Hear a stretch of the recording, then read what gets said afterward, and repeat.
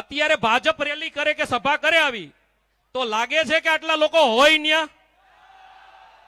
પૈસા દઈને કર્મચારીઓ પર દબાણ ઊભું કરીને બસું મૂકીને ખાલી બસું મંગાવીને આટલી જનસંખ્યા પ્રધાનમંત્રીના કાર્યક્રમમાં નથી થતી. એટલી સંખ્યા જો આજે અહીંયા મવડીમાં હોય તો હું માનું છું કે આમ આદમી પાર્ટીનો આવનાર દિવસ કેવો છે ને અહીંથી જજમેન્ટ થાય. હવે આપ સ્વાગત કરી શકો છો. હવે આવી ગયા. આપણે બધાએ એક વખત જોરદાર જય ઘોષ બોલાવીએ અને આપણા રાજકોટના ખૂણા ખૂણા સુધી અને ગાંધીનગર સુધી એક અવાજ પહોંચે કે રાજકોટથી શું થવાનું છે, એવી તાકાતથી એકવાર જય ઘોષ કરીએ દોસ્તો. ભારત માતા કી, ભારત માતા કી, જય જવાન, જય જવાન. રાજકોટના અલગ અલગ અનેક વિસ્તારોમાંથી ખૂબ ઉર્જા અને ઉત્સાહ સાથે પધારેલા આપ સૌ આગેવાનો, વડીલો, યુવા દોસ્તો, માતાઓ, બહેનો, બધાયને મારા બે હાથ જોડીને પ્રણામ, સૌને મારા નમસ્કાર, સૌને મારા રામ રામ. દોસ્તો, તમારો ઉત્સાહ, તમારી ઉર્જા, તમારો જોશ એવું બતાવે છે કે નવા જૂનીના એંધાણ મુકાઈ ગયા છે રાજકોટમાંથી.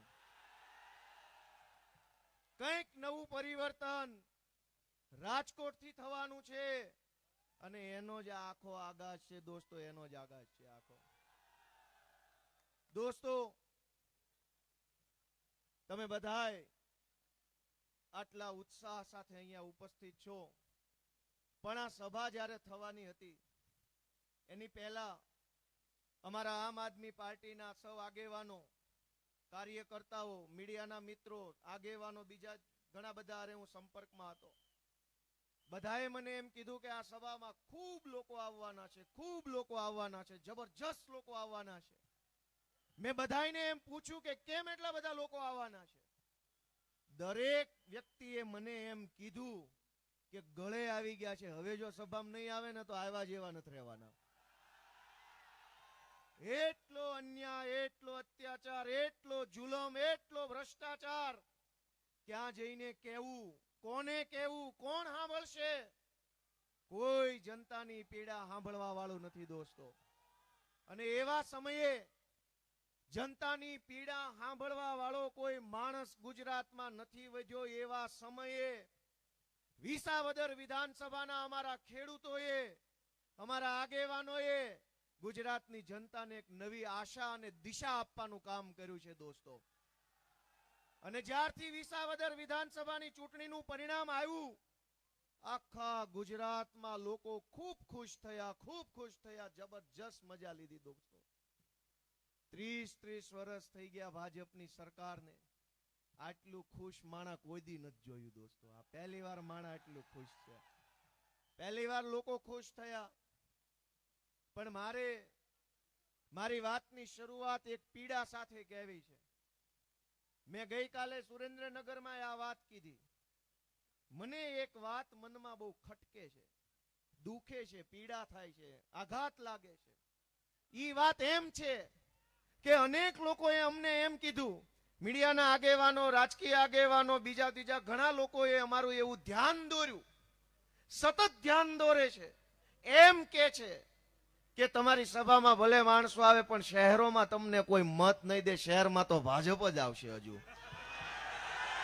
દોસ્તો, જ્યારે કોઈક માણસ અમદાવાદના એસજી હાઈવે પર મીડિયાના સ્ટુડિયોમાં બેસીને અમને એમ વાત કહે ને કે શહેરમાં તમને મત નહીં દે, ત્યારે મને અંદરથી એવો વિચાર આવે છે કે આ શહેરમાં રહેતા માણસો છે કોણ? ક્યાંથી આવે? આ માણસો ક્યાંથી આવ્યા શહેરમાં? મને એમ થાય કે રાજકોટના આગેવાનો, મીડિયાના મિત્રો, રાજનીતિના જાણકારો, પોલિટિકલ પંડિતો એમ કે શહેરમાં તમને મત નહીં દે, ત્યારે મારા મનને હું પ્રશ્ન પૂછું છું કે આ શહેરનું માણા આવ્યું ક્યાંથી? જે લોકોને એના ગામની અંદર ખેતી કરવા માટે પાણી ન મળ્યું, એ અહીંયા શહેરમાં આવ્યા. જે લોકોને એના બાપ દાદાના ગામમાં સામાજિક સલામતી નો મળી, લાચારી સાથે બાપ દાદાનું ગામ છોડીને શહેરમાં આવ્યા. જે લોકોને ગામની અંદર હારી સ્કૂલ નો મળી, એ મજબૂરી સાથે બિસ્તરા પોટલા લઈને શહેરમાં હારા જીવનની તલાશમાં અહીંયા આવ્યા. જે લોકોને ગામડામાં હારો ડોક્ટર નો મળ્યો, એ લોકો મજબૂરી સાથે શહેરમાં આવ્યા. જે લોકોને ગામમાં એક તૂટેલી બસઈ નો મળી, એ લોકો અહીંયા આશા સાથે શહેરમાં રહેવા આવ્યા. ગામમાં ભાજપના રાજમાં ડોક્ટર નહીં, શાળા નહીં, બસ નહીં, પાણી નહીં, સલામતી નહીં. તમામ બાજુથી થાકેલો માણસ એક ઉમ્મીદ લઈને શહેરમાં આવ્યો. એ થાકેલો માણસ અમને મત નહીં દે એમ કે ત્યારે મને એમ થાય કે તો અમે ખોટી દિશામાં છીએ કે કોણ ખોટી દિશામાં છે, એ હજુ વિચારવું પડશે. આજ આ મવડીમાં કે રાજકોટમાં કે અમદાવાદમાં કે સુરતમાં રહેનારા લોકો છે કોણ? ક્યાંથી આવ્યા? બાપ દાદાનું ગામ, બાપ દાદાની ડેલી, એને આપણા વારસા વાળો મકાન મૂકીને અહીંયા કોઈને આવવું ન ગમ્યું હોય, કોઈને અહીંયા આવવું ન ગમ્યું હોય. શું કામ આવવું પડ્યું? અને અહીંયા આવ્યા પછી જે લેવા આવ્યા હતા, અહીંયા જે મેળવવા આવ્યા હતા એ મળ્યું. ગામડામાં શાળા નહોતી, શહેરમાં આવ્યા. શહેરમાં સરકારી શાળા નથી, પ્રાઇવેટ શાળા વાહ ફાડી નાખે એવી ફી લઈ જાય છે. ગામડામાં ડોક્ટર નહોતા, દવાખાના નહોતા, એટલે શહેરમાં આવ્યા. ક્યાં દવાખાના? ડોક્ટર સી.આર. પાટીલ અને ડોક્ટર હર્ષ સંઘવીએ દાટ વાળી દીધો છે ગુજરાતનો. બીજે ક્યાંય ડોક્ટરો નથી, બીજે ક્યાંય ડોક્ટર નથી. બે ડોક્ટર, એક ભેંસનો ડોક્ટર ને એક ગધેડાનો ડોક્ટર. દોસ્તો, કોઈ એમ કે આ શહેરના માણા મત નહીં આપે, ત્યારે મારી અંદરનો ગામડાનો આદમી, ગામડાની વાત, ગામડાનું મારું વ્યક્તિત્વ છે ને, એ મને બહુ કોસે, અંદરથી દુઃખ અપાવે છે. મને એમ થાય કે મારો ભાઈ મને મત નહીં આપે, મારા માવતર મને મત નહીં આપે, મારી માયું મને મત નહીં આપે. હું કામ મને મત નહીં આપે? તમે ગામડાના, હું ગામડાનો. તમે ગામડામાંથી હારું ગોતવા અહીંયા આવ્યા, અમે ન્યાન્યા રહ્યા છીએ. વાત તો આપણા બેયની એક જ છે, તો અમને મત નહીં દે? અમને એ વાત એટલી બધી ખટકે છે. હું આજ મારી બળતરા, મારી પીડા તમારી સામે મૂકું છું કે ગામડું છોડીને લાચારીમાં આવીને રાજકોટમાં પરાણે રહેતો માણસ અમને મત નહીં દે? અને તો કોને મત દે? જે ભાજપે તમને ગામડું છોડવા મજબૂર કર્યા એને. દોસ્તો, 10,000, 15,000, 20,000 ની નોકરી કરવા માટે કેવડી વેઠ ઉતારવી પડે, કેટલી મજૂરી, કેટલી લાચારી, એની તો વાત તમે મારા કરતા વધારે જાણો છો. હું મેળવી લીધું અહીંયા આવીને. દોસ્તો, હું તમને એક વિનંતી કરવા આવ્યો છું કે તમારા દીકરાને આશીર્વાદ આપો, તમારા ભાઈને આશીર્વાદ આપો, આ તમારા છોકરાને જરાક આશીર્વાદ આપો, તો અમે ગાંધીનગરમાં જઈને ઘણું સારું કામ લોકો માટે, જનતા માટે કરી શકીએ એમ છીએ. દોસ્તો, સરકાર પાસે આપણે શું માંગ્યું? આજ અમે લોકો આંદોલન કરીએ, ધરણા કરીએ, રેલી કરીએ, લોકોનો અવાજ ઉઠાવીએ, તો સરકાર પોલીસ મોકલે. અનેક જગ્યાએ પોલીસની ગાડીઓ, બંબા, દંડા, બંદૂકો, ટીયર ગેસ. દોસ્તો, હું તમને એમ કહેવા માંગુ છું કે આપણે સરકાર પાસે શું માગી લીધું કે એને આપણી સામે બંદૂકના નાળચા ભરાવ્યા? આપણે એની પાસેથી શું માગ્યું? કશું જ નથી માગ્યું. આપણે એની પાસે એટલું માગ્યું કે ભાઈ સાહેબ, અમારા છોકરાને 2 ચોપડી ભણાવી દો ને તો એનું જીવન સુધરી જાય, અમે તો મજૂરીઓ કરી કંઈક એનું સારું થાય, બાપા ભણાવો. આપણે એમ કીધું કે આપણા છોકરાને ભણાવી દો. સરકારે આપણી સામે પોલીસ મોકલી, સ્ટાફ મોકલ્યો, સિસ્ટમ મોકલી કે જાઓ, તમને નથી ભણાવવા, ભણવું હોય તો જાજો પ્રાઇવેટ શાળામાં, દેજો રૂપિયા, નતર રહેજો અભણ. દોસ્તો, હું માગ્યું સરકાર પાસે? એક હારું દવાખાનું, એક હારી બસ, એક હારી નિહાળ, અને થોડી ઘણી સુખ શાંતિ સલામતી માગી કે ભાઈ અમને કોઈ કારણ વગરનો હેરાન ન કરવો જોઈએ. સલામતી માગી, શાળા માગી, દવાખાનું માગ્યું. સરકારે શું આપ્યું? દોસ્તો, કશું જ આપ્યું નહીં. અને જ્યારે જનતા માગવા જાય છે ત્યારે સરકાર પોલીસ મોકલે છે. અને જનતાએ શાળા માગી, સાંભળજો શાંતિથી, દિલમાં ઉતારવા જેવી વાત છે. જનતાએ શાળા માગી, સરકારે શાળા ન આપી. જનતાએ કીધું કે મેલ લપ પડતી ભાઈ, અમે અમારી પ્રાઇવેટ શાળા ખોલી લેવું. સમાજોએ પોતાની શાળા બનાવી, હોસ્ટેલો બનાવી, યુનિવર્સિટીઓ બનાવી, અલગ અલગ જ્ઞાતિએ પોતાના બાળકોની ભણવાની વ્યવસ્થા પોતે કરી લીધી કે ભાઈ આ ભાજપ વાળાના ભરોસે રહેશું તો છોકરા અભણ રહે. દરેક જ્ઞાતિએ પોતાના દમખમ ઉપર પોતાના કાંડાની તાકાતથી પોતાની સંસ્થા બનાવીને પોતાના સમાજનો રસ્તો કર્યો કે આની વાટે ન રહેવાય. જનતાએ દવાખાના માંગ્યા, સરકારે ન આપ્યા તો દરેક જ્ઞાતિએ જેવી જેની ક્ષમતા એવડા દવાખાના એવડી વ્યવસ્થા ઊભી કરીને કીધું કે ભાજપની વાટે ન રહેવાય, આપણી જ્ઞાતિનું દવાખાનું બનાવો ને આપણું હચવાઈ જાય.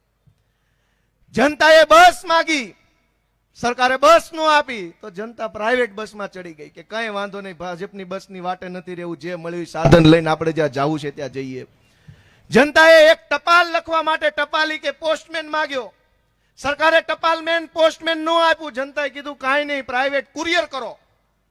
જનતાએ સરકાર પાસે જે સુવિધા માંગી સરકારે નો આપી. સમાજે રસ્તો ગોતી લીધો, કાંઈ નહીં ભાઈ, બધું ઘરનું કરી લેવું. સરકાર પાસે તો છેલ્લે આશા એટલી રાખી, કાકા કાંઈ ન આપ્યું, કાંઈ નહીં, એક હારો રોડ તો બનાવી દો. દોસ્તો તમે વિચારો કે તમે શાળા બનાવી શકો ઘરની અથવા સમાજની, સમાજનું દવાખાનું બનાવી શકો, સમાજના નામે બસ લઈ શકો, એમ્બ્યુલન્સ લઈ શકો, પણ સમાજના પૈસે રાજકોટના રોડ બનાવી શકશો? શક્ય છે કે નહીં? કયો જય. એક કામ આની પાસે માગ્યું, કાકા તે 100 કામ નથી કર્યા, કાંઈ નહીં, એક હારો રોડ બનાવ્યા, વાત પતે. એક કામ હોપ્યું, એ કામમાં કાંઈ ભલી વાર નથી. દોસ્તો એવી સરકાર ગાંધીનગર થી લઈને રાજકોટના બજારમાં બેઠી છે. એક કામ એનાથી ન થયું. તમે બધું તમારી રીતે મેનેજ કર્યું, મકાન તમે બનાવ્યા, દુકાન તમે બનાવી, સોસાયટીઓ તમે બનાવી, જીઆઈડીસી તમે બનાવી, શાળા તમે બનાવી. સરકાર પાસે બે જ વાતની આશા હવે જનતાને છે, ત્રીજું કામ એની પાસે જોતું જ નથી. એક કંઈક થોડા ખારા રોડ બનાવે અને એક કંઈક અમે શાંતિથી જીવવી, કોઈ 2 નંબરિયા માથા ભારે આવીને અમને હેરાન ન કરી જાય. બે જ વસ્તુની આશા સરકાર પાસે જનતાએ રાખી છે. અને એ બંને આશામાં શું થયું? રોડની આશા, રોડ નો બન્યા. આખા ગુજરાતમાં જોઈ લો કેવા રોડ છે. રોડ જો ઘરના પૈસે બનતા હોત ને તો માણા તો એટલું બળુકું છે, ઘરના પૈસા જેસીબી રોડ રોલર બનાવીને ફેરવી નાખ્યું હોત ક્યારનું, પણ નથી બનતા. અને એક આશા આપણે સરકાર પાસે રાખી, સલામતીની. દોસ્તો તમે ઘરની શાળા ખોલી શકો, ઘરનું દવાખાનું, ઘરની બસ, ઘરની હોસ્ટેલ, ઘરનું બધું ખોલી શકો. ઘરના પોલીસ સ્ટેશન ખોલી શકશો? હા કે ના કયો ભાઈ? ઘરના પોલીસ સ્ટેશન ખોલી શકશો? કે આ ફલાણી જ્ઞાતિનું પોલીસ સ્ટેશન ખોલ્યું, ગોપાલભાઈના હસ્તે ઉદ્ઘાટન. દોસ્તો કેટલીક વસ્તુ એવી છે જે માત્ર ને માત્ર સરકારથી જ થવાની છે. સરકાર સિવાય સમાજ નહીં કરી શકે, સરકારી કામ નહીં કરી શકે. સમાજ સિવાય, સમાજથી જે થતું હતું એ સમાજે કર્યું. હું તમને કેટલીક ઘટના જણાવું, પછી વાત કહું, વિચારજો દિલ ઉપર હાથ રાખીને. કે છરી મારી દેવી કોઈને સામાન્ય વાત થઈ ગઈ. છરી મારી દેવી, ખૂન કરી નાખવું, કુહાડી મારી દેવી, ધારિયા મારી દેવા, ઉપર ગાડી ચડાવી દેવી, ગમે એનું ગળું કાપી નાખવું, ગુજરાતમાં આવું સામાન્ય થઈ ગયું છે. પહેલા હું તમને કેટલીક ઘટના કહું કે આ ઘટના શું બને છે. 20મી ઓગસ્ટ 2025 ના રોજ 10મા ધોરણના વિદ્યાર્થીને 8મા ધોરણના વિદ્યાર્થી અમદાવાદમાં છરી મારી દીધી અને છોકરો મરી ગયો. સપ્ટેમ્બર 20, 2025 ના રોજ વૈભવ મનવાણી નામનો છોકરો અમદાવાદમાં એની ફ્રેન્ડ સાથે બેઠો હતો અને એક સનકી માણસ આવ્યો, છરી મારી દીધી, છોકરાને મારી નાખ્યો. ઓક્ટોબર 9, 2025 ના રોજ નરેશ ઠાકોર નામના વ્યક્તિએ 10,000 રૂપિયાની લેતી દેતીમાં છરી મારી દીધી, મારી નાખ્યો. સપ્ટેમ્બર 14, 2025 ના રોજ અમદાવાદની રિક્ષામાં બેઠેલા એક વ્યક્તિને લેવા દેવા વગરનો ખાલી ભાડા જેવી મેટરમાં છરી મારી દીધી, મારી નાખ્યો. ઓગસ્ટ 2021 ના રોજ 5,000 રૂપિયા જેવી મેટરમાં 5,000 ની લેતી દેતીમાં છરી મારીને મારી નાખ્યો. જુલાઈ 2016, 2025માં 16 જુલાઈ 2025 ના રોજ એક વ્યક્તિએ એની દીકરીને લફંગા હેરાન કરતા હતા તો એ લફંગાને ઠપકો આપ્યો કે તમે અમારી છોકરીની આવી રીતે હેરાનગતિ ન કરો. લફંગાએ છોકરીના બાપાને છરી મારીને મારી નાખ્યો. દોસ્તો મહીસાગરની અંદર 8મા ધોરણમાં ભણતી વિદ્યાર્થીનીએ ફ્રેન્ડશિપ કરવાની ના પાડી, છરી મારી દીધી, મારી નાખી બાલાસિનોરમાં. આણંદની અંદર કોંગ્રેસના પૂર્વ કોર્પોરેટર મોર્નિંગ વોકમાં ગયા, લફંગાઓ આવ્યા, છરી મારી દીધી, પૂર્વ કોર્પોરેટરનું ઢીમ ઢાળી દીધું, મારી નાખ્યા મોર્નિંગ વોકમાં. દોસ્તો રાજકોટમાં અમિત જૈન નામના વ્યક્તિ, એનો જ્વેલરીનો શોરૂમ હતો, એમાં એ કામ કરતો હતો. 4-5 જણા એવા લેવા દેવા વગરનો વગર વાંકે છરી મારીને એને મારી નાખ્યો 10 ફેબ્રુઆરી 2025 ના રોજ રાજકોટમાં. રાજકોટના માલવિયા નગરમાં ઓગસ્ટ 1, 2025 ના રોજ શેર બજારના એક વેપારીને 3 જણાએ આવીને છરી મારીને મારી નાખ્યો. રાજકોટના કોઠારિયા રોડ ઉપર પાર્કિંગના મુદ્દે બબાલ થઈ, એમાં છરી મારીને મારી નાખ્યા. દોસ્તો, રાજકોટના એ ડિવિઝન વિસ્તારમાં આજુબાજુના દુકાનના ઝઘડામાં 3 જણાને છરી મારી દીધી. રાજકોટના પ્રકાશ રેલિયા નામના જીએમબી ના કર્મચારીને 30,000 ની લેતી દેતીમાં છરી મારીને મારી નાખ્યો. ભાવનગરના સર્ટી હોસ્પિટલ પાસે 19 વર્ષનો હાર્દિક ઉર્ફે ટિંચો કુકડિયાને 3,000 રૂપિયાની લેતી દેતીમાં છરી મારીને મારી નાખ્યો. વૈભવ ત્રિવેદી નામનો, આ ઘટના જાણજો ભાવનગરની, વૈભવ ત્રિવેદી નામનો એક છોકરો, એને એટીએમ કાર્ડ રસ્તામાંથી જડ્યું. ઈ કોનું છે એને ગોત્યું, જેનું હતું એના ઘરે દેવા ગયો. ઈ ઘરે દેવા ગયો તો ઈ ભાઈ હાજર નહોતા, એના ઘરધણી બેન હાજર હતા. બેનને એટીએમ કાર્ડ આપ્યું, કીધું કે ભાઈ આ મને રસ્તામાંથી જડ્યું છે, બધી રીતે આમ ગોતી ગોતીને સરનામું ગોતીને દેવા આવ્યો છું. બેને એમ કીધું કે આ કાર્ડ મારા ઘરવાળાનું જ છે, આપી દો. પછી બેને એના બોયફ્રેન્ડને ફોન કર્યો, એના બોયફ્રેન્ડે એના ફ્રેન્ડને ફોન કર્યો. 7-8 જણા આવ્યા, છોકરાને છરી મારીને મારી નાખ્યો. એવા આરોપથી કે તમે અમારું કાર્ડ ચોરી લીધું ને પૈસા 15,000 ઉપાડી લીધા, આ આરોપમાં જે છોકરાને કાર્ડ જડ્યું, દેવા ગયો અને છરી મારીને મારી નાખ્યો ભાવનગરમાં. દોસ્તો, 21 સપ્ટેમ્બર 2025 ની ઘટના છે, જાજી જૂની નથી. ભાવનગરની અંદર વિશાલ વાજા નામના એક છોકરાને પડોશીના ઝઘડામાં છરી મારીને મારી નાખ્યો. ભાવનગરમાં એક છોકરીની ઉપર ખરાબ નજરથી એક છોકરો જોતો હતો, એને ટોકવામાં આવ્યો તો છોકરાએ છોકરીને છરી મારીને મારી નાખી. તારીખ 13 ફેબ્રુઆરી 2025. 8 નવેમ્બર 2024 કુંભારવાડામાં ગાળો બોલવાની ના પાડતા 3 જણાએ છરી મારીને ઓલાને મારી નાખ્યો. બુધાભાઈ બારિયા નામના એક વ્યક્તિ હતા ભાવનગરના ઘોઘા વિસ્તારમાં. 2 જણા ઝઘડો કરતા હતા, એને છૂટા પડાવવા ગયા તો બેયે થઈને છરી મારીને બુધાભાઈને મારી નાખ્યા. દોસ્તો, બીજી વાત સાંભળો કે ભુજની અંદર 29 ઓગસ્ટ 2025 કોલેજમાં ભણતી એક છોકરીએ એક છોકરાને ઇન્સ્ટાગ્રામ ઉપર બ્લોક કર્યો. છોકરાને ઈગો હર્ટ થયો ને છોકરીનું કોલેજની અંદર છરી મારીને મોત કરી નાખ્યું કે તે મને ઇન્સ્ટાગ્રામમાં બ્લોક કેમ કર્યો, તારી કેમ આવી હિંમત થઈ કે તું મને ના પાડે છે. 14મી સપ્ટેમ્બરના રોજ મહેસાણાના માનવ આશ્રમ ચોકી વિસ્તારમાં એક છોકરીએ એક છોકરાને ખીજવવાની ના પાડી. છોકરી રસ્તે નીકળતી હશે, 2 છોકરા રોજ ખીજવતા હશે. છોકરીએ ના પાડી કે મને ખીજવતા નહીં. એ છોકરીનું છરી મારીને ખૂન કરી નાખ્યું મહેસાણાની અંદર 14મી સપ્ટેમ્બરના રોજ. વડોદરાની અંદર માર્ચ 23 ના રોજ ફ્રેન્ડશિપ કરવાની ના પાડતા 19 વર્ષની ત્રિષા નામની છોકરીને છરી મારીને મારી નાખી. વલસાડની અંદર ઉમરગામમાં 18 વર્ષની એક છોકરી હેમા યાદવે ફ્રેન્ડશિપ કરવાની ના પાડી, છોકરાએ છરી મારીને ખૂન કરી નાખ્યું. અહીં રાજકોટના જેતલસરમાં આજથી 2-2.5 વર્ષ પહેલા જયેશ સરવૈયા નામના છોકરાએ સૃષ્ટિ રૈયાણીનું ખૂન ઘરમાં જઈને ગળું કાપીને ખૂન કરી નાખેલું, લગભગ બધાને ખબર હશે.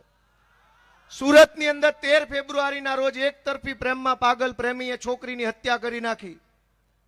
મોરબીની અંદર 6 એપ્રિલના રોજ એક દુકાન ચલાવતી એક મહિલાને બાજુની દુકાનવાળો રોજ હેરાન કરતો હશે, મહિલાએ ના પાડી તો છરી મારીને ઘાયલ કરી નાખી. જૂનાગઢની અંદર ભવનાથમાં ફેબ્રુઆરી 12 ના રોજ પ્રેમ સંબંધના નામે એક તરફી પ્રેમના નામે ઉર્મિલા નામની છોકરીની છરી મારીને હત્યા કરી નાખી. દોસ્તો, આ છરી મારીને હત્યા કરવાનું લિસ્ટ હું સવાર સુધી વાંચીશ ને તોય પૂરું નથી થાય એમ. પણ તમે શું સમજો આ વાત ઉપરથી? હું એમ કહેવા માંગુ છું કે આ છરી મારનારા લોકો, તલવાર મારનારા લોકો, જમીન પચાવી પાડવા વાળા લોકો, વ્યાજે રૂપિયા આપીને સાટાખત કરાવી લેવા વાળા લોકો, કોઈના ઉપર કુહાડી ધાર્યું મારી લેવા વાળા લોકોને ગુજરાતની પોલીસનો ડર નહીં લાગતો હોય? તમે વિચારો કે આખા ગુજરાતની પોલીસ ગોપાલ ઇટાલિયા, ચૈતર વસાવા, ઈશુદાનની પાછળ લગાડી દીધી છે. લફંગાઓને કીધું છે કે જ્યાં છરીયું માર્યું એના મારો, પોલીસ ગોપાલ પાછળ છે. દોસ્તો, ગુજરાતમાં આ વાત વ્યાજબી લાગે છે તમને? દોસ્તો, છરી મારવી એટલે સામાન્ય ઘટના થઈ ગઈ. અને આ છરી મારનારાઓને હિંમત કેમ થાય છે એ જાણજો કે આ છરી મારનારા લોકો વાત વાતમાં ખૂન કરી નાખનારા લોકોની હિંમત એટલે થાય છે કે ઈ છરી મારનારાને ખબર છે કે હું કોઈ છોકરીને ફ્રેન્ડશિપનું પૂછીશ, ઈ મને ના પાડશે, પછી હું છરી મારીશ તો CR પાટીલ ને સંઘવીની પોલીસ 25-50 હજાર રૂપિયા લઈને મને ઘરે ભેગો જાતો કરી દેશે, મારું કાંઈ નહીં બગાડી લે. અને એટલે છરી મારનારાઓને સંઘવી ઉપર વિશ્વાસ છે કે આ સંઘવીના રાજમાં મરા એટલી છરીઓ મારો, 50,000 જામીન થઈ જાય, 20,000 જવા દેશે, 10,000 ઘરે મૂકી જશે. પણ તમારી જેવો સામાન્ય માણસ હેલ્મેટ વગર હાથમાં આવશે તો જાણે પાકિસ્તાનથી 2 વ્હીલર લઈને નહીં આવ્યો એવું વર્તન તમારે હારે કરશે. તમે જો હેલ્મેટ વગર હાથમાં આવ્યા તો પાકિસ્તાનથી 2 વ્હીલર લઈને આવ્યો એવી રીતનું વર્તન તમારે હારે મવડી ચોકડી ઉપર થવાનું છે. પણ છરી મારનારા લોકો, કુહાડી મારનારા લોકો, બેનો દીકરીઓનું ખૂન કરનારા લોકોને હર્ષ સંઘવી ઉપર ભરોસો છે કે આ અમને બચાવી લે, આ અમારો માસીનો ભાણો છે, અમને બચાવી લે. દોસ્તો, દિલ ઉપર હાથ રાખીને વિચારો કે આ છરી મારનારાઓની હિંમત વધી છે એ ગુજરાત માટે વ્યાજબી છે કે ગેરવ્યાજબી છે? કાલ કોનું ઢીમ ઢળી જાય ક્યાં પૂછવા જવાનું? 2 પોટલી ગમે એ મારી જાય, છરા તલવારું લઈને ખુલ્લા રોડે રખડવા માંડે છે કે જે હાથમાં આવે ને મારું. કયો કાયદો, કઈ વ્યવસ્થા? કોઈ કાયદો વ્યવસ્થા કાંઈ છે નહીં. અમે જો આંદોલન કરીએ, રાજુભાઈ કરપડાએ આંદોલન કર્યું બોટાદમાં તો પોલીસના ધાડે ધાડા આવ્યા અને એમ કીધું, અમે આંદોલન કર્યું તો એમ કીધું કે કાયદો ને વ્યવસ્થા બગડે છે.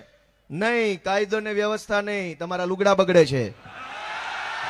આમ આદમી પાર્ટી આવે ના તમારી ચડિયું બગડે છે, કાયદો ને વ્યવસ્થા નહીં બગડે. અત્યાર સુધી બહુ મનમાની કરી લીધી ભાઈ ભાજપ વાળાએ, એના મળતિયાઓએ બધાએ. હવે તમારો પનારો આમ આદમી પાર્ટીના યોદ્ધાઓ હારે પડ્યો છે. કાયદો ને વ્યવસ્થા નહીં, તમારા લુગડા નો બગડાની તૈયારી રાખજો દોસ્તો. મિત્રો, ગુંડા બદમાશ બેફામ ફરે છે, કોઈ પૂછવા વાળું નથી. મને હું ધારાસભ્ય બન્યા પહેલા અને ધારાસભ્ય બન્યા પછી અનેક લોકો મળવા આવે છે. તમે એક વસ્તુ જરાક ધીરજ ગંભીરતાથી સાંભળો કે જે માણસ એટલું લાચારી ભર્યું જીવન જીવે છે કે કોકની પાસે આટલી થેલી, કોકની પાસે આટલી થેલી, કોકની પાસે આટલી થેલી, કાગળિયાના થપ્પે થપ્પા દરેક માણસના ઘરમાં પડ્યા છે, પણ ન્યાય ક્યાંય મળતો નથી. વ્યાજે પૈસા આપ્યા હોય, જરૂર હોય દવાખાનામાં લીધા હોય, ઈ વખતે રજીસ્ટર બાનાખત કરાવી લે અને પાછળથી દસ્તાવેજ કરીને જમીનો પચાવી લે. પેલા ખેડૂત છે એ 5 લાખ રૂપિયાની વ્યાજની અંદર આખી 10 વીઘા જમીનો દઈ દેવી પડે એવા અનેક દાખલાઓ સમાજમાં બની રહ્યા છે દોસ્તો. અને ક્યાંય કોઈ મામલતદાર, કોઈ PSI, કોઈ કલેક્ટર સાંભળવા તૈયાર નથી ગરીબ ખેડૂતની વાત કે ભાઈ 2 લાખ રૂપિયામાં અમારી 10 વીઘા જમીન લખાવી લીધી. કોણ સાંભળે? કોઈ સાંભળવા તૈયાર નથી દોસ્તો. એક લાચાર માણસની લાચારીને અવડી મોટી સરકાર સમજવા તૈયાર નથી ને ત્યારે અમારે રાજકારણમાં આવવું પડ્યું છે ને આંદોલન કરવું પડ્યું છે દોસ્તો. એવડી મેં લાચારી જોઈ કે ઘરમાં દવાખાના આવે, તમે સરકારી માણસની તમે બિન સંવેદનશીલતા જુઓ. હમણાં એક એવો કિસ્સો આવ્યો કે કોઈ ગરીબ માણસને કંઈક ઓપરેશન કરાવવાનું છે, એટલે એ દવાખાને ગયા અને ડોક્ટરે કીધું કે ભાઈ આધાર કાર્ડમાં રમેશભાઈ છે અને ઓલા મા કાર્ડમાં રમેશ કુમાર છે, આનું ઓપરેશન નહીં થાય. દોસ્તો, કેટલી ખરાબ વાત છે, કેટલી ક્રૂર વાત છે. આ તો ઠીક છે ભાઈ, બધું જાહેરમાં કહેવાય ને, નકર હાથમાં આવી જાય ને 2 બોચા મૂકું તો બધા કાર્ડ રિપેર થઈ જાય એક હારે. સરકારી ખુરશી પર બેસી જાય એટલે એના મનમાં હું એવું ભૂત ભરાઈ જાય છે કે તમને રસ્તો કાઢવા બેહાડ્યા છે. રસ્તો કરો તમે. રમેશ કુમાર હોય કે રમેશભાઈ હોય, ઓપરેશન કરાય એમ છે કે નથી એ મુદ્દો છે કે રમેશભાઈ નામ છે. રમેશ કુમાર હોય તો ઓપરેશન નહીં થાય ને રમેશભાઈ હશે થઈ જાય. કેવી માનસિકતાના સાહેબો, કેવી ખુરશીઓ ઉપર બેહી ગયા છે દોસ્તો. ક્યાં મોરચે લડવાનું. અને એટલે ઘટના હું કહેવા બેહીશ તો અનેક ઘટનાઓ છે દોસ્તો. પણ સમજવા જેવી એક વાત છે કે આપણે બધાએ બહુ સહન કરી લીધું છે, હવે જાજુ સહન કરવાની જરૂર નથી. તમે 2 વાત મનમાં વિચારો ભાઈ, સાંભળો. તમે એક વસ્તુ બધા મનથી વિચારે કે તમે પોતે 10-10, 12-12 વર્ષની આગોતરી વેતરણમાં જીવતા હશો કે મારા ઘરે 2 દીકરા કે 1 દીકરો 1 દીકરી છે, એ મોટા થશે, એને ભણાવવાનું, એને રહેવાનું, અમારે અત્યારે 2 BHK નો ફ્લેટ છે, ભવિષ્યમાં કેવડી જરૂર પડશે, છોકરા પરણાવીશું તો શું થશે, નોકરીએ ક્યાં મૂકશું, ભણવા ક્યાં મૂકશું, હોસ્ટેલે ક્યાં મૂકશું, હગું કરવાનું થાય તો ક્યાં હગું કરશું. દરેક માણસ કેટલું બધું આગળનું વિચારીને જીવે છે. મારી વાત સાચી છે કે ખોટી છે? અત્યારે દિવાળી નથી આવી તો એ આવતી દિવાળી સુધીનો વિચાર ઘણા લોકો કરીને જીવતા હશે કે મારે મકાન લેવું છે, 2027માં તો પૈસા કેવી રીતે બચાવવું, એ બચેલા પૈસા બેંકમાં મૂકવું કે FD કરાવવું કે કોકને ઉછીના આપવું કે શું કરવું. દરેક માણસ કેટલું મોટું લાંબા ગાળાનું આયોજન વિચારીને જીવે છે. પણ આપણી સરકાર દોસ્તો કશું જ વિચાર્યા વગર જીવે છે. હાવ વિચાર્યા વગરનું લોલમ લોલ તંત્ર હાલે છે. તમે 5 વર્ષ આગળનું વિચારીને જીવો છો, 10 વર્ષ આગળનું વિચારીને જીવો છો. પણ આ રાજકોટ મ્યુનિસિપલ કોર્પોરેશનની ખુરશી પર બેઠેલો એક સાહેબ જે છે ને, એ તો એટલું જ વિચારે છે કે આ ખુરશી પર હું કેટલા વર્ષ કેટલા મહિના મને આ રાખશે ને મારી બદલી ક્યાં થશે ને એ ત્યાં સુધી હું કેટલા ભેગા કરી લઉં, એટલું જ એની પાસે આયોજન છે. તમારી પાસે 10 વર્ષનું આયોજન છે કે મકાન ક્યારે આવશે, દીકરા ક્યારે આવશે. એની પાસે એટલું જ આયોજન છે કે આજે મને ફલાણા ઝોનનો ઇન્ચાર્જ બનાવ્યો છે તો અહીંથી કેટલું ઉલેચી લઉં અને બદલી થાય તેથી મને ક્યાં મૂકે, એની ભલામણ કરવા માટે કયા નેતાના પગ ચાટવા પડશે.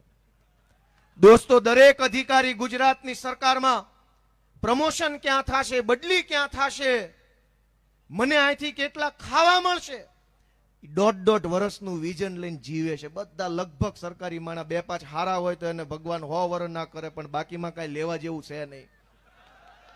દરેક સરકારી માણસ માત્ર એની બદલી ક્યાં થશે ને અહીંયાથી માલ કેટલો મળશે એની આગળ એની પાસે કોઈ વિચાર વધ્યો નથી. નેતાની શું હાલત છે? અધિકારી પાસે 1.5 વર્ષનું આયોજન છે. નેતા પાસે મને હવે ટિકિટ મળશે કે નહીં, મળશે કે નહીં, મળશે કે નહીં, એની પાસે એનાથી આગળ આયોજન જ નથી. સરકાર પાસે શું આયોજન? તો કે આવતી સરકારમાં આવતી ચૂંટણી 27ની જીતવી હોય તો કેટલા લોકોને મૂર્ખ બનાવવા પડે, એના માટે કેવા મેસેજ નાખવા પડે, એની પાસે એ આયોજન છે. તમારા છોકરા ક્યાં ભણશે એનું કોઈની પાસે આયોજન નથી. મવડીમાં કેટલા નવા બાળકો જન્મ્યા, એના માટે કેટલી વ્યવસ્થાની જરૂર પડશે, કેટલા રોડની જરૂર પડશે, કેટલા બગીચાની, કેટલા દવાખાનાની, કેટલી યુનિવર્સિટીમાં મેડિકલની સીટ કેટલી જોશે, MBA BBAની, કોમર્સની, સાયન્સની કેટલી સીટો જોશે. સરકાર પાસે કોઈ આયોજન નહીં. નહીતર સરકારને ખબર છે જેટલા છોકરા જન્મે એનું જન્મનું રજીસ્ટ્રેશન તો કોર્પોરેશનમાં થાય છે ને. 2022ના વર્ષમાં દાખલા તરીકે રાજકોટમાં 35,000 છોકરા જન્મ્યા હોય તો સરકારને ખબર છે કે આ 35,000 જણા હાટું કંઈક વ્યવસ્થા કરવી પડશે. પણ સરકારને ખબર છે કે 35,000 જન્મે કે 3 લાખ ને 35,000 જન્મે કરશે એનો બાપો અને દઈશે છે મત અમને પાછો તોય. દોસ્તો, એની પાસે કોઈ વ્યવસ્થા નથી આપણા માટે. તમે અહીંયા ગામડું મૂકીને કંઈક સારું હશે, સારું થશે એવી આશાએ અહીંયા આવ્યા અને અહીંયા એમણે આ ટીપી લાવ્યા મવડીમાં. આખા ગુજરાતમાં અત્યારે ટીપીના નામે બહુ મોટો હોબાળો હાલે, ખ્યાલ છે બધાને? 40% જમીન કાપી લે છે ખેડૂતની, એમ કહીને કે આ જમીન ટીપીમાં કપાત થાય, પછી અહીંયા શાળા બનશે, દવાખાના બનશે, ગાર્ડન બનશે, ફાયર સ્ટેશન બનશે, લાઇબ્રેરી બનશે, સ્વિમિંગ પુલ બનશે. આવું બધું આંબા આંબલી બતાવી ગરીબોની 40% જમીન, ખેડૂતોની 40% જમીન આ ભાજપના લોકો ટીપીના નામે કાપી લેશે.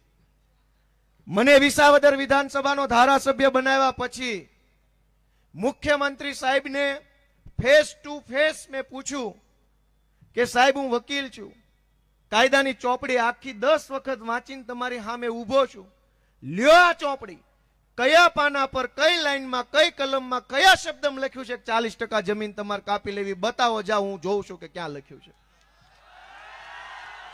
દોસ્તો, ટાઉન પ્લાનિંગ એક્ટ નામનો કાયદો બન્યો છે 1976માં. એક પણ જગ્યાએ 1 ફૂટ જમીન કાપવાનું પણ ચોપડીમાં લખ્યું નથી ક્યાંય, છતાંય 40% જમીન ગુજરાતના તમામ શહેરોમાં ખેડૂતોની કાપી લેશે. અને આ ધંધો શું કામ કરે છે સાંભળજો. ટીપીના નામે 40% જમીન કાપ્યા પછી આપણને એમ કે આ તો ફરજિયાત છે, કાપવી જ પડે. જમીન નહીં કાપીએ તો વિકાસ ક્યાંથી કરશું? સ્કૂલ ક્યાં બનશે? દવાખાના ક્યાં બનશે? પણ હું ડોક્યુમેન્ટ લઈને આવ્યો છું.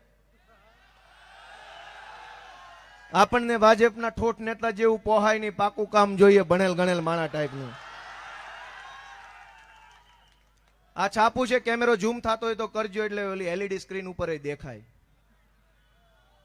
આમાં એમ લખ્યું છે કે ટીપીમાં મળતા પ્લોટની હરાજી કરી આર્થિક પ્રશ્ન ઉકેલવાનો શોર્ટકટ. પહેલા એમ સમજો, આ રાજકોટની વાત છે, પહેલા એમ સમજો કે રાજકોટની કોર્પોરેશનમાં આર્થિક પ્રશ્નો આવ્યા શું કામ? બધાય વેરો ભરે છે, તમામ પ્રકારના વેરા ભર્યા પછી પણ આર્થિક શોર્ટ ક્યાંથી આવ્યો? આર્થિક તકલીફ કેમ પડી? બધાય ભાજપિયાઓ મળીને છે ને જનતાના વેરાના પૈસા પોતાના ખિસ્સામાં નાખે છે, અને એટલે મહાનગરપાલિકા ખાડામાં ઉતરી જાય છે. અને મહાનગરપાલિકા ખાડામાં ઉતરે પછી આરએમસીએ 10 વર્ષમાં 422 કરોડની જમીન વેચીને રોકડી કરી લીધી. ઝૂમ કરીને બતાવો, સ્ક્રીન ઉપર બતાય. 10 વર્ષમાં 422 કરોડની રોકડી કરી. આ જમીન કોની હતી?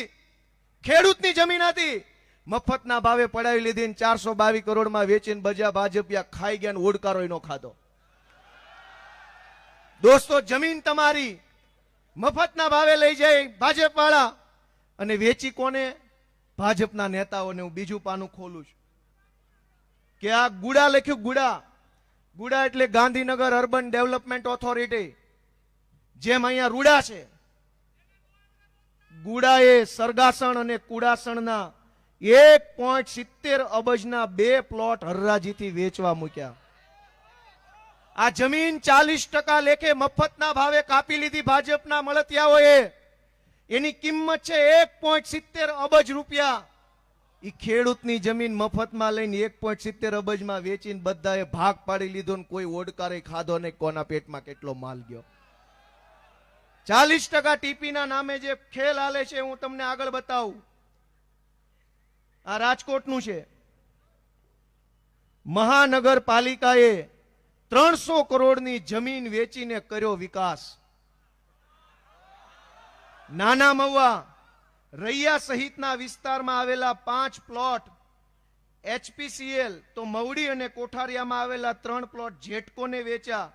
2 પ્લોટનું ડીમાર્ટને આપ્યા. 4 પ્લોટ હરાજીથી વેચ્યા. એમ કરીને બધાએ ભાગ પાડી લીધો આ આખો 300 કરોડ રૂપિયાનો. દોસ્તો, તમારે અહીંયા મવડીમાં કે અમારા જુનાગઢમાં કે અમદાવાદમાં જે ટીપી આવે છે, એ ટીપી જનતા માટે નહીં, 40% જમીનનો બૂચ મારીને ભાજપ વાળાને વેચીને મલાઈ ખાવા માટેની ટીપી છે. આપણા માટે કોઈ ટીપી નથી આવતી. હજુ આગળ આ લોકો આપણને એમ કે છે ભાજપ વાળા કે આ જે જમીન કપાય છે એ શાળા માટે, દવાખાના માટે. હાલો હું બનાવું દવાખાનું, શાળા. આ 21/8/2025 નું છાપું છે ગુજરાત સમાચાર. એમાં એવું લખ્યું છે કે અમદાવાદ મ્યુનિસિપલ સ્કૂલ બનાવવાના હેતુ માટેના 3 પ્લોટ 50% ડિસ્કાઉન્ટથી વેચી દેવાના છે. કોઈએ લેવા હોય તો કેજો, વાહેથી ગોહો ન કરતા, ગમને ન દીધા. ડિસ્કાઉન્ટે વેચવા માલ કાઢ્યો. દિવાળીનો સેલ આવ્યો. 40% લેખે જે જમીન ખેડૂતની મફતમાં કાપી લીધી, ઈ જમીન 50%ના ડિસ્કાઉન્ટથી ભાજપ વાળાના હાડુભાઈને વેચવા કાઢીશ. દોસ્તો, આગળ હું તમને બતાવું. શાળા બનાવવાની હતી પણ શાળા નહીં બને. હવે ભાજપના બિલ્ડરના ત્યાં મોટા મોટા પ્રોજેક્ટ આવશે ને, એ પ્રોજેક્ટમાં મોંઘી મોંઘી ઓફિસ ને મોંઘા મોંઘા ફ્લેટ તમને વેચાતા આપશે.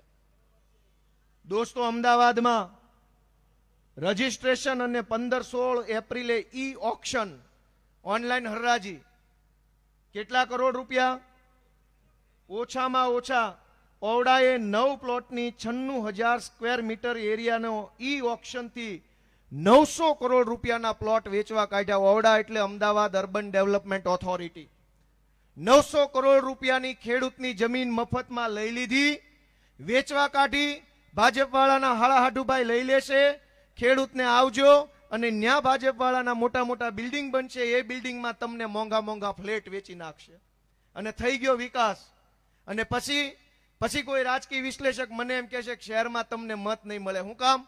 ખેડૂતની જમીન મફતમાં લઈ ભાજપના હાળાએ એના બિલ્ડિંગ બનાવ્યું ને એ જ જમીન ઉપર ખેડૂતને 50 લાખનો પ્લેટ આપ્યો તો ખેડૂતને એમ લાગ્યું કે વિકાસ થઈ ગયો. દોસ્તો, કેવો વિકાસ છે આગળ જોવો.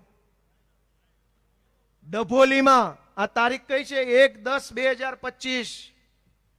ડભોલી સુરતમાં કતારગામ વિસ્તારમાં આવે. ડભોલીમાં રીક્રિએશન ઝોન હેઠળના 5 ફાઇનલ પ્લોટો સુડા દ્વારા રહેણાંક ઝોનમાં તબદીલ. શહેરના એક ધારાસભ્યના સંબંધી અને ઉદ્યોગપતિને બખ્ખા. આપણા ખિસ્સામાં બખ્ખા અને એને બખ્ખે બખ્ખા. દોસ્તો, વિચાર તો કરો કે આ શું હાલે છે. ભાજપના એક ધારાસભ્ય અને એના સંબંધી એટલે હાળો જ હોવો જોઈએ. ભાજપના એક સંબંધીને ઓછામાં ઓછા 400 કરોડ રૂપિયાનો ફાયદો આ એક નિર્ણયથી થશે. જે દિવસે ટીપી આવ્યું, ખેડૂતની 40% જમીન કાપી, ત્યારે એવું નક્કી કર્યું કે અહીંયા રીક્રિએશન ઝોન એટલે કે ગાર્ડન એટલે કે બગીચો બનશે. પણ બગીચો નહીં, હવે ભાજપના ધારાસભ્યના હાળાના એપાર્ટમેન્ટ બનશે ને 50 લાખમાં 1.5 કરોડમાં તમને વેચવામાં આવશે. એ લોન લઈને 50 લાખનું બિલ્ડિંગ લ્યો, પછી એક ભાજપ વાળો ગળામાં પટ્ટો ઘાલીને આવશે ને કહેશે જોયો વિકાસ. તમારી જમીન ઉપર મફતમાં પડાવીને બનેલા બિલ્ડિંગમાં તમને વિકાસ બતાવવાનું કામ 30-35 વર્ષથી આ ભાજપિયા કરે. દોસ્તો, કાંઈક તો વિચાર કરો તમે. સહેજ તો આત્મા જગાડો. આગળ વાંચીએ. મોટી રાજ રમત આ રાજકોટનું છે, ધ્યાન રાખજો. મોટી રાજ રમત, ભાઈ ઝૂમ કરશો કે મોટી રાજ રમત 118 કરોડનો પ્લોટ વેચીને મહાનગરપાલિકાએ 2 વર્ષ પછી હપ્તા કરી આપ્યા. તમને તો મેમો ભરવામાં હપ્તા નથી કરી આપતું કોઈ, અને આને 118 કરોડના હપ્તા કરી દીધા. જા બેટા મજા કર, ભાજપ વાળાનો હાળો છે ને લઈ જા. દોસ્તો, સાંભળો, હજુ આ છેલ્લું ઝૂમ આમાં કરજો. એએમસીએ પ્લોટ વેચવા કાઢ્યા. અમદાવાદ મ્યુનિસિપલ કોર્પોરેશને કોમર્શિયલ પ્લોટથી 2250 કરોડ રૂપિયા મેળવશે. 22 પ્લોટ વેચીને 2000 કરોડ રૂપિયા કમાશે. એ 22 પ્લોટની જમીન કોની હતી? ખેડૂતની. 40% નામે પચાવી પાડી અને 2000 કરોડ રૂપિયામાં વેચવા કાઢી. નો પચાવી પાડી હોત તો 2000 કરોડ રૂપિયા કોના ખિસ્સામાં જાત? ખેડૂતના ખિસ્સામાં જાત. દોસ્તો, ખેડૂતને લૂંટીને અને લાવવા. આ સૌથી મહત્વનું કાગળ છે. દોસ્તો, યાદ રાખજો, ગુજરાત આખામાં ભાજપ વાળા એમ કે છે કે 40% જમીન તો કપાય જ, 40% જમીનનો કાયદો છે, પણ નહીં. બધા જ કાયદા ગુજરાતના ગરીબ માટે, નાના માણસ માટે, લાચાર માટે, ખેડૂત માટે છે. ભાજપ વાળાના 100 ગુના માફ છે આ ગુજરાતની અંદર. આ કાગળ જોવો. 7મી ઓક્ટોબર 2025 નું તાજું કાગળ છે, હાવ તાજું. આ ઓક્ટોબર મહિનો ચાલુ છે હજુ. 7મી તારીખે ગુજરાતની સરકારે સેક્શન ઓફિસર છે નિમેશ મંધરાની સહીથી એક કાગળ બહાર પાડ્યું. આ કાગળ છે કે સાણંદની આજુબાજુમાં એક ટીપી બહાર પાડવામાં આવી અને એ ટીપી નો નંબર આપ્યો કંઈક 457 નંબરની ટીપીમાં સરકારે એવું લખ્યું કે કોઈ અરજદાર, એક ભાઈએ અરજી આપી સરકારને, અરજદાર દિલીપ ઠાકરે અરજી આપી અને અરજદાર કેદાર તાંબેએ અરજી આપી. બંનેએ અરજી આપીને ગુજરાત સરકારને વિનંતી કરી, માનની સાહેબશ્રી, અમારી જમીન ન કાપો એવી અમે વિનંતી કરીએ છીએ.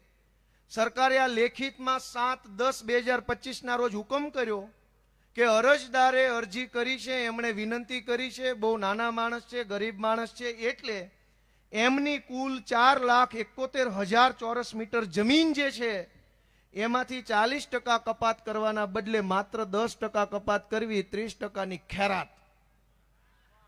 આ ભાજપના 2 માણસોની 10% જમીન કપાત થશે. ભૈયા ઝૂમ કરીને બતાવો અહીંયા. ભાજપના માણસોની જમીન 10% કપાય અને ગરીબ ખેડૂતની 40% જમીન કાપી અને વિકાસના નામે છેતરવા માટે નીકળ્યા દોસ્તો. હું તમારી આંખ ઉગાડવા માટે, તમારો આત્મા જગાડવા માટે આવ્યો છું. ગોપાલ ઇટાલિયાનું કાંઈ નુકસાન નથી, આમ આદમી પાર્ટીનું નુકસાન નથી દોસ્તો. તમે વિચારો, તમારું બધું જ ભાજપે પડાવી લીધું. શાળા પડાવી લીધી, દવાખાના પડાવી લીધા, જમીન પડાવી લીધી. ખિસ્સામાં 2-5 રૂપિયા હતા તો ચોકડી વાળાએ ચોકડી ઉપર એ પડાવી લીધા. હવે શું વધ્યું છે? જરાક વિચાર કરો દોસ્તો, જરાક વિચાર કરો. હું તમારો આત્મા જગાડવાની કોશિશ કરું છું. અમારું કોઈ નુકસાન નથી ગયું. આજ તમે જુઓ, બોટાદની અંદર હળદળ ગામમાં ખેડૂત મહાપંચાયતનું આયોજન આમ આદમી પાર્ટી દ્વારા કર્યું હતું.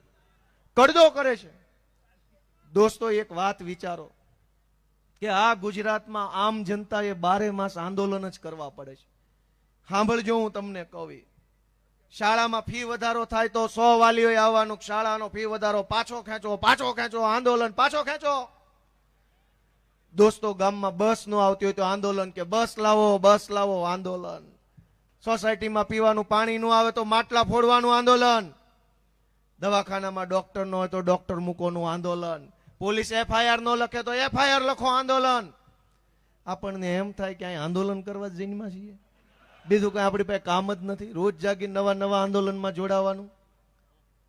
જરાક તો વિચાર કરો કે કેટલા આંદોલન કરવા પડે. રાજુભાઈ કરપડા અમારા આગેવાને ખેડૂતો માટે આંદોલન કર્યું, કિસાન મહાપંચાયત કરી. આજે બોટાદની અંદર શું ઘટના બની? જે ઘટના મવડી ચોકમાં પાટીદાર આંદોલન વખતે બની હતી ને એવી ઘટના ત્યાં બની. પોલીસ વાળા 4 બુટલેગરો લઈને આવ્યા. એ બુટલેગરોએ પેલા પથરા ઉછાળવાનું ચાલુ કર્યું. ગામ જોવે કે આ કયા ગામના છે.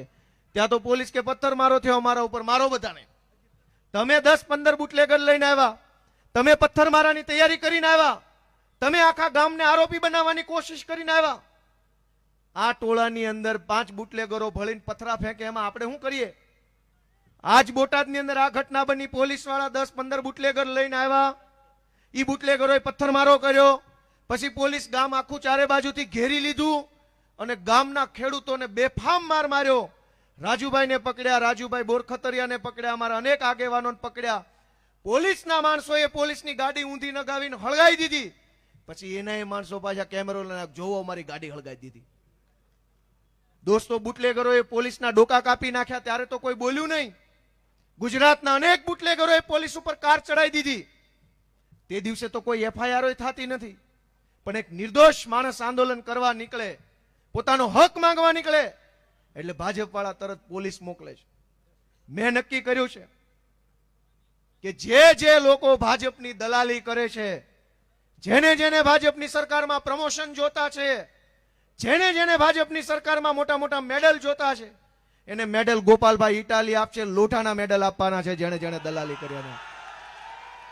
દોસ્તો, કેટલાક અધિકારી હારા છે પણ બાકીના બધાને અત્યારે પ્રમોશન જોતા છે, પૈસા જોતા છે, સારી જગ્યાએ પોસ્ટિંગ જોતા છે. એમાં એને સરકારની દલાલી ચાલુ કરીશ. પણ જેટલી દલાલી કરવી એટલી કરી લ્યો. 27માં સરકાર બદલાય એટલે લાઈનમાં ઉભા રાખીને ગળામાં મેડલ લોઢાના પહેરાવાના છે બધાને. આવું મોટું સ્ટેજ બનાવશું ને લાઈનમાં જ આવવા દેવાના. કોઈ ધક્કામુક્કી નહીં થવા દઈએ. અમે કમ્પ્લેટ વારો લેવાનો છે. દોસ્તો, જનતાને રીબાવે છે એને છોડી નથી દેવાના. તમારું શું માનવું છે બધાનું?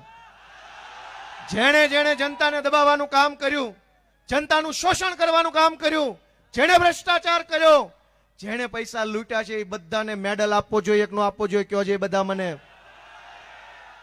દોસ્તો, તમારા બધા આ બધા મને એમ કે છે કે સમય થઈ ગયો છે. એ તો મને ખબર છે કે સમય થઈ ગયો છે, પણ તમે કાઢશો કે દી એને? એના ઘરે જવાનો સમય થઈ ગયો છે. દોસ્તો, છેલ્લી 2 મહત્વની વાત સાંભળી લ્યો. કેમ કે આપણે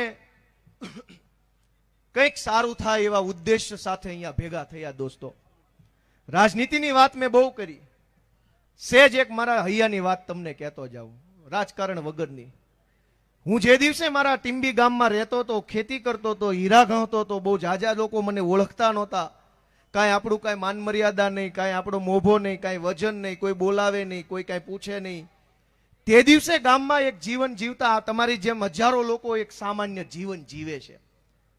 નાના મોટા દુઃખ આવે તો કોઈને કઈ ન શકે, નાની મોટી સમસ્યા આવે તો માણસ મનમાં ને મનમાં જીરવી જાય, પણ કોઈને કહે નહીં કે મને કંઈક થાય છે, મને કંઈક તકલીફ છે, મને કંઈક પીડા છે. જેવો હું 2012માં પોલીસ બન્યો તો મેં જોયું, ધ્યાનથી સાંભળજો, આ જરાક લાગણીની વાત છે, રાજકારણની નથી કરતો. જેવો હું પોલીસ બન્યો તો મેં જોયું કે દિવાળી ઉપર મીઠાઈના પેકેટના પેકેટ ઓફિસોમાં આવે છે. બુટલેગરો આપી જાય, દારૂ વેચવા વાળા, ડ્રગ્સ વેચવા વાળા, હપ્તા આપવા વાળા બધા પોલીસ સ્ટેશને મીઠાઈઓ આપી જાય, કપડાના તાકા આપી જાય, કાજુ બદામ ને કિસમિસ આપી જાય, ડ્રાયફ્રૂટના બોક્સ આપી જાય, સાહેબને ગિફ્ટ. શું કામ? આખું વરસ દારૂ વેચવા દે ને તો આ 2 કિલો બદામ ખાઈ લે. મેં એમ જોયું કે એક હું ખાલી કોન્સ્ટેબલ બન્યો તો મીઠાઈના બોક્સ ને બોક્સ ગિફ્ટમાં આવવા માંડ્યા. અને તમે જાણતા હશો, ભારે માણા હોય, વજન વાળો માણા હોય, થોડોક પાવર વાળો માણા હોય ને એને ઘરે બધાય બધું આપી આવે. લાચાર માણસનો તો કોઈ હાલે પૂછતું નથી કે બાપા કેમ તબિયત છે તારી. ત્યાર પછી હું ક્લાર્ક બન્યો તો અમારી ઓફિસમાં દિવાળી ઉપર મીઠાઈના બોક્સના બોક્સ કઈ તો કે આ આઉટસોર્સ એજન્સી પાસેથી બોક્સ આવ્યું, આ મામલતદાર ઓફિસમાં મેન પાવરનું ટેન્ડર છે એનું કોઈ મીઠાઈનું બોક્સ આવ્યું, કાજુ કતરી, મોહન થાળ ને આ થાળ ને બધું આવે. તમે વિચારો દોસ્તો, આજુ ધારાસભ્ય બન્યો તો મારા ઘરે અનેક મીઠાઈના બોક્સ આપી જાય છે લોકો. પછી તમે ધારાસભ્યને આપો છો ને, ગોપાલભાઈ ખેતરે પાણી વાળતા હોત તો શું આપે તમે એને? કોઈ કાંઈ આપે જ નહીં. તો હું તમને એક વિનંતી કરતો જાઉં છું, હું એ વાતને અહેસાસ કરું છું કે હું વાડીએ પાણી વાળતો તો હું ધારાસભ્ય છું. એ બે પરિસ્થિતિમાં નાના માણસની વેદના શું છે ને અમારે ચોપડા વાંચી ન સમજવાનું, અમને પોતાને ખબર છે કે આટલી બળતરા હોય. નાના માણસની પીડાના પુસ્તક અમારે ન વાંચવા પડે. અમે તો એ પીડા જીવીને, જોઈને, જીરવીને આ સ્ટેજ ઉપર પોગેલા માણસ છીએ. અને એટલે મેં નક્કી કર્યું છે, ને તમને વિનંતી કરવી છે કે ધારાસભ્ય બન્યા પછી આ મારી પહેલી દિવાળી છે. મેં નક્કી કર્યું છે કે મને જે પગાર મળે એ પગાર અને એની અંદર બીજા લાખ રૂપિયા નાખીને જે કાંઈ 1.5-2 લાખ રૂપિયા થાય એ 1.5-2 લાખ રૂપિયાથી હું મારા મત વિસ્તારના ગરીબોને છે ને દિવાળીમાં એના જીવનમાં ખુશી આવે ને એવું કામ કરવું છે. કેમ કે તહેવાર છે ને આપણા જીવનમાં ખુશી લઈને આવે. 100 સમસ્યા હોય, કોક લઈ ગયું હોય, દઈ ન જાતું હોય, દીકરા દીકરીને પ્રોબ્લેમ હોય, પરિવારમાં ઝઘડા હોય, પણ દિવાળી આવે ને તો થોડીક ખુશી આવે જીવનમાં. તહેવાર આવ્યો, મજા આવી. પણ બધાના જીવનમાં ખુશી નથી આવતી. કેટલાક માણસો હજુ એક અંધકારમાં જીવે છે. એના જીવનમાં અંધારું દૂર કરવાની જવાબદારી કોની? આ સરકારના ભરોસે રહેવાય એમ નથી. આને તો આપણને રાખ બનાવ્યા, ગરીબ બનાવ્યા, બધી જ બાજુથી લૂંટી લીધા. મારી ગણતરી એમ છે, રાંકનું રતન શબ્દ સાંભળ્યો છે બધાએ? એનો અર્થ શું થાય? રાંક એટલે ગરીબ, રતન એટલે હીરો, મૂલ્યવાન વસ્તુ. ગરીબ માણસના ઘરની મૂડી છે ને એના છોકરા હોય, એની પાસે બીજી મૂડી જ ન હોય. એમ કહો કે રમેશભાઈ તમારી મૂડી શું? તો કે આ અમારો આ સુરેશ અમારી મૂડી. રાંકનું રતન એટલે ગરીબ પાસે કાંઈ ન હોય ને ત્યારે એની પાસે એના છોકરા હોય. ગુજરાતના કરોડો ગરીબોના રાંકનું રતન બનવાની જવાબદારી આપણે બધાય લેવાની છે. આ મવડી ચોકમાંથી આપણે લેવાની છે કે ભાઈ આપણે રાંકનું રતન બનવું છે. દોસ્તો, સરકાર કાંઈ બંધાઈ દે એમ નથી. એની પાસે એક રોડ માગ્યો ને એક હારી પોલીસ માગી, બેમાંથી એકેય આપી શક્યા નથી. ત્રીજું તેની પાસે માગવું હું. અને આપણા ગુજરાતના કવિ ઉમાશંકર જોશીએ કીધું છે કે 3 વાના મુજને આપ્યા. ભગવાનને એમ કહે છે કવિ કે 3 વાના મુજને આપ્યા, હૈયું, મસ્તક અને હાથ. બહુ દઈ દીધું, જા ત્રીજું નથી માગવું નાથ. ભગવાને આપણને હૈયું, મસ્તક ને હાથ આપ્યું છે. હૈયાથી આપણે લાગણીથી વિચારવું જોશે. બીજા માણસ માટે, ગરીબ માણસ માટે, નાના માણસ માટે, ખેડૂત માટે, મજૂર માટે. હૈયું ઈશ્વરે હૈયું આપ્યું છે ને, એ હૈયાથી નાના માણસ માટે વિચારો, જરાક લાગણીથી વિચારો. મસ્તક આપ્યું છે એ બુદ્ધિ દોડાવો કે શું કરવાથી આ ભાજપ વાળા ઘર ભેગા થાય. અને હાથ તો નાથે, 1000 હાથ વાળા નાથે આપણને હાથ આપ્યા છે, હાથથી દબાવો, બટન જાડું ના કરો ઘર ભેગા. દોસ્તો, ભગવાને 3 વસ્તુ આપી, હૈયું, મસ્તક, હાથ. બહુ દઈ દીધું, જા ચોથું નથી માગવું નાથ. પણ હું તમારી પાસે માગવા આવ્યો છું કે હું તમારો છોકરો છું. એકવાર તમારા 2 હાથ આશીર્વાદ વાળા અમારા માથે મૂકી દો ને તો અમે ગુજરાતનું ઘણું સારું કરી શકીએ એમ છે. દોસ્તો, તમે બધા અમને આશીર્વાદ આપશો કે નહીં આપો? પણ રાજકીય પંડિતો એવું કહે છે કે શહેરમાં તમારું કાંઈ નહીં ઉપજે, ના ભાજપ જ આવશે. તમારું શું માનવું છે એમાં?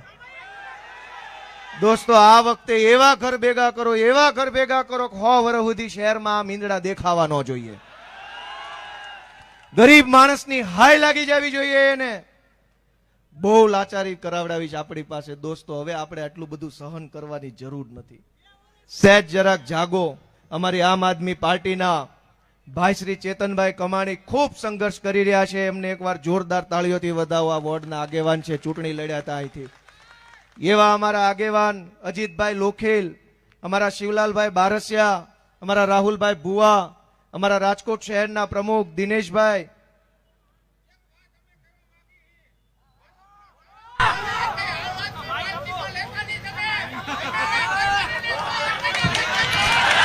એ ભાઈ એમ કે છે એ ભાજપના ધારાસભ્યની વાત કરે છે.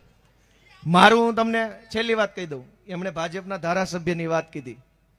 ભાઈ એ તમને એમ લાગે છે ને ધારાસભ્ય છે, એ ન્યા પટાવાળા છે. મેં નજરે જોયા છે.